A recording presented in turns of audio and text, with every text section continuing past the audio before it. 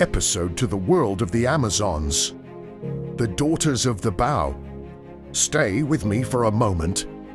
History is full of kings, generals, and empires ruled by men. In the writings of ancient historians is a story that unsettled this familiar world, a civilization of women warriors, independent and fearless.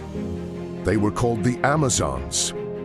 For the Greeks, they were not merely myth.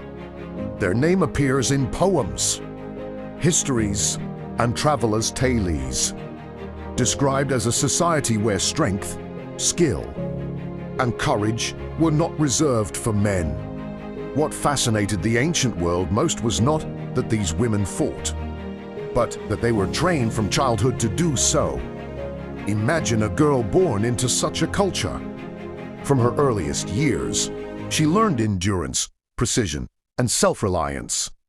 Unlike other societies, where girls were confined to domestic roles, an Amazon girl was taught to ride as naturally as she walked. The horse was not just transportation, it was a companion, a partner in battle, an extension of her own body. But horsemanship was only the beginning. Archery became their defining skill. A bow demanded patience, precision, and courage. Ancient accounts describe young riders galloping across plains, arrows flying with deadly accuracy. Discipline and intelligence replaced brute strength. Their speed and strategy often bewildered soldiers accustomed to close combat. Yet the Amazons were more than warriors. They were a society built on independence. In many civilizations, women influenced the household, but armies and councils were ruled by men. The Amazons reversed this.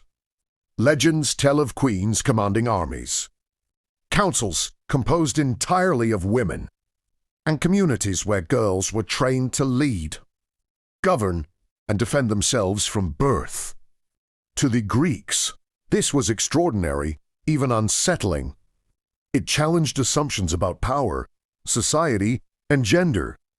And perhaps that is why their story traveled far and endured. The Amazons became more than a tribe.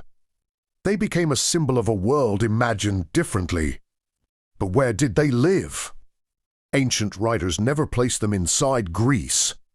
Their lands were distant, beyond familiar borders, wild and untamed. And it is there, across endless plains and uncharted territories, that the